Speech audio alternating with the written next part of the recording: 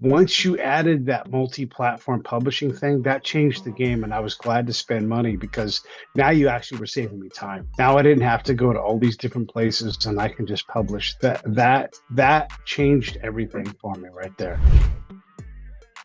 How has Video.ai influenced your approach to storytelling in short form videos? Well, it definitely has increased our output for the short form storytelling. And one of the things is it just takes a lot of time to publish to different platforms and to go in and cherry pick moments out of an hour-long conversation. So we love the long form conversation, but the time to go in and pick and log and everything else, it's an enormous lift. And frankly, we weren't doing it before, not reliably. And also, just the shortness of what is looked for by YouTube and the other short form factor brands.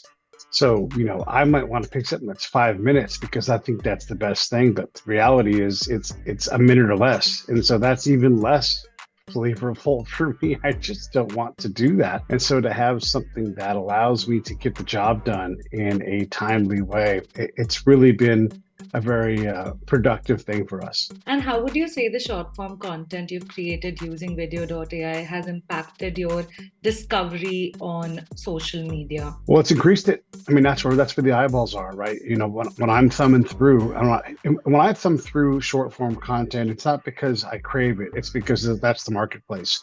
And so I am seeing what other people are doing, so I understand where our show is at.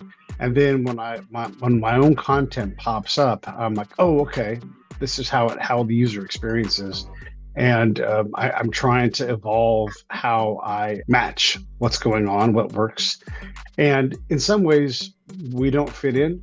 But that's really what I'm doing when I'm enjoying that content. So to get back to your question, gosh, I don't have a good answer for that question. I just know that when I see it, I'm trying to understand how to make it work so that short form is a way for us to exist well there. And I'm just glad when I see it pop up. That's the main thing I see, because it's hard enough to get people to discover you because you're competing with a lot of shows, a lot of people. There's a lot of very famous people out there, and our show has existed for a long time. It's done very well, but you have folks that are, one of the people I compete with dates Taylor Swift, so how do you compete with that? Well, you have to do things like shorts, 'cause that's where people are. And what are your favorite features of Video.ai? When the platform first launched, it was great that you guys were picking clips and creating that, but I still had to go to every individual social media platform and publish.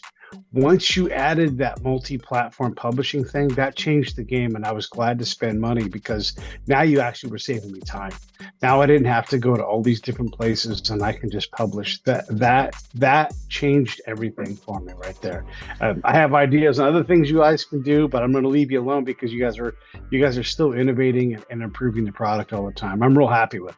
And what does your video editing workflow look like with Video.ai? Can you take me through the process? I'll download the video from StreamYard onto my computer, and then I upload it onto your platform, which takes a little bit of time. That's a lengthy step, and usually I'll do 2 or 3 at a time because our workflow it takes several days to process through a show, because our shows are an hour long, and so maybe once a week I'll do 2 or 3 videos at a time, and then so that'll take a couple of days to do that, and then myself or my partner will start to publish shorts, 3 to 10 a week. We try not to overload the system because the system doesn't like it. We would do more if it benefited us. It doesn't benefit us. We've experimented with this.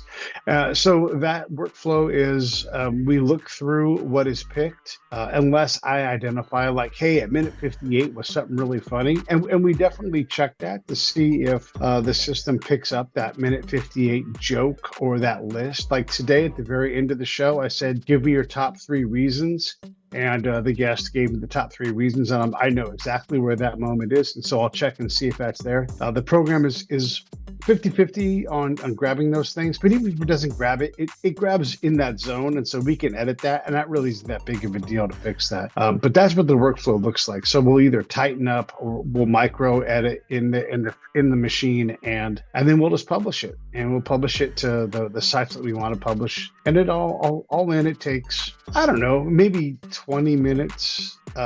Once everything's set up and all of the editing is done, the publishing part takes 10 to 20 minutes. If we talk about resources and money that you're saving by using Vidyo.ai, do you have a video editing team, or do you think that Vidyo.ai has helped you sort of replace the resources that you would have had to invest in to edit your short form content? I had a video editing team in Macedonia that was producing our podcast. They were taking our live show and turning it into a podcast. And the podcast was just a cost center for us. And so I repurposed that money and put it into your guys' program. And the rest I have put into ads. And so that has paid dividends because the podcast doesn't drive revenue.